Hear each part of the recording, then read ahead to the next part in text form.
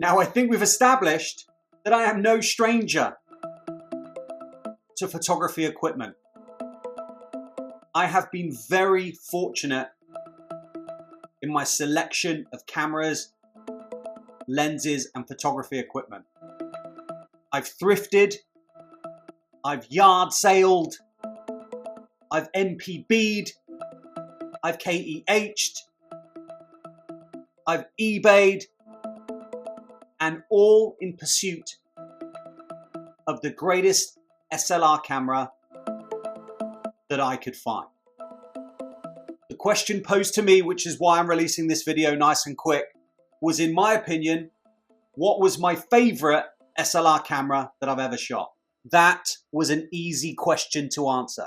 This, my Nikon F3 HP, is without a doubt my favorite SLR camera. Now, some people say that this is the best SLR ever, that if you have the money, you should purchase a Nikon F3.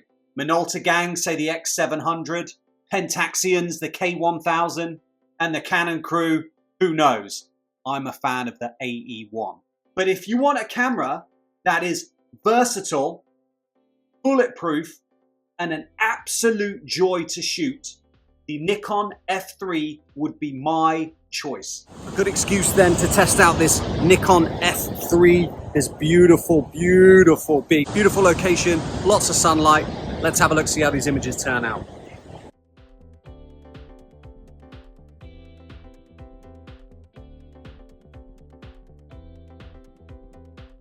Yeah, no one swims in there. That's Niagara Falls with the fam. We're testing the F3 today. Why not?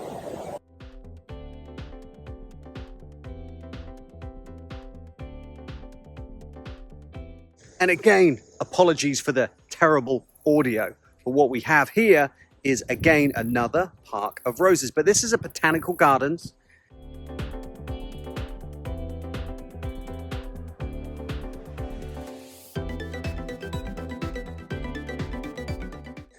Next to Niagara Falls on the Canadian side, so I'm officially in Canada.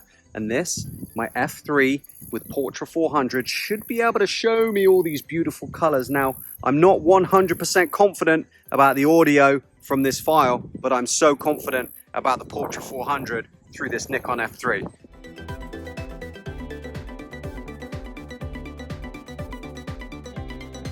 Can't wait to get home, develop this, and see how we did. Let's go.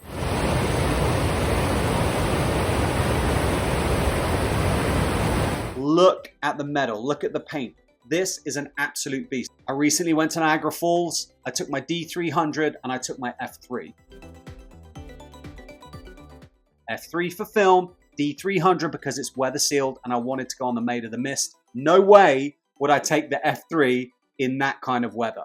The F3 is a professional SLR camera from the 80s.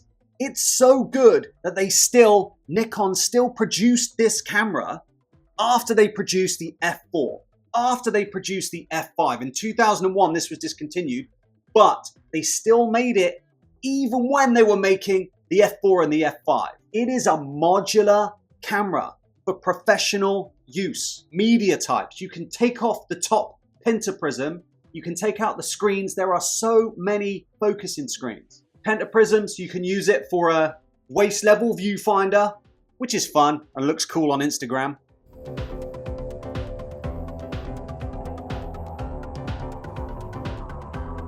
One of my favorite things about this camera, the ease to do those multiple exposure shots.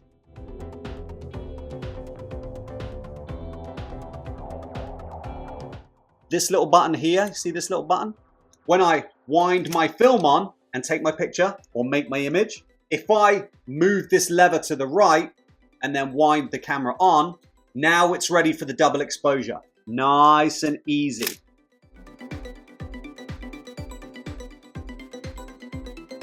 Super simple, and some of my favorite double exposures I've used with this camera. You can do it with other SLRs relatively easy, but I love that this has a dedicated switch. It has a mirror lockup for those long exposures.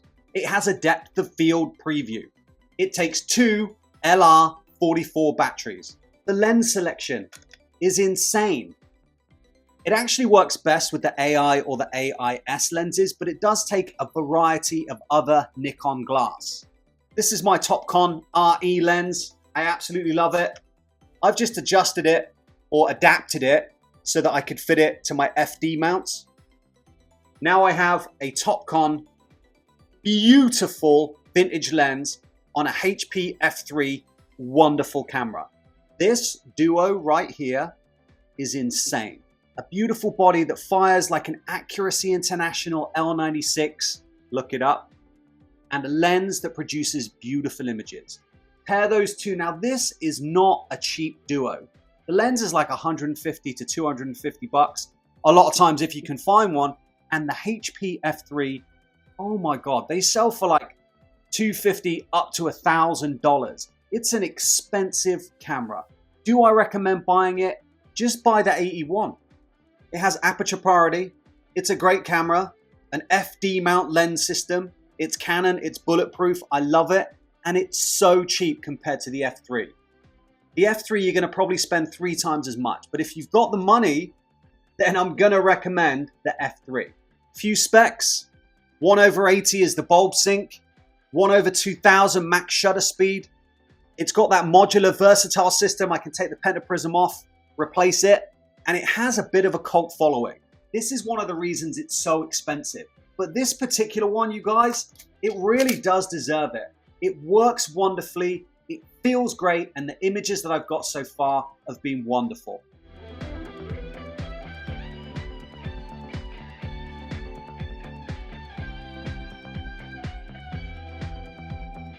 And I'm recommending the F3 because the success that I've had with it. If you enjoy 35mm photography, if you enjoy film photography, and you don't mind spending the money, the Nikon F3 is the way to go, in my opinion. It is, for me, the greatest of all times. Out of all the cameras that I've shot, out of everything that I've touched, digital or film, the Nikon F3 so far has been my favorite. This is my D800, my professional camera that I use for shoots. Notice a red stripe? Yeah, it got that red stripe, that design from the F3.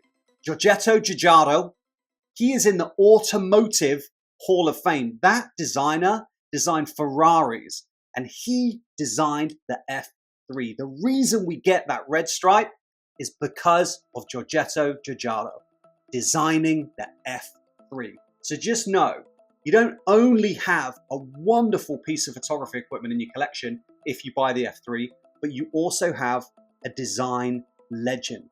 Thanks for the questions about cameras. Keep firing them across. If I've got the camera you're talking about, I'll do a review on it. I appreciate the question. The answer to the question, Nikon F3 every time. It is my favorite. It is, in my opinion, the best, but that's just me.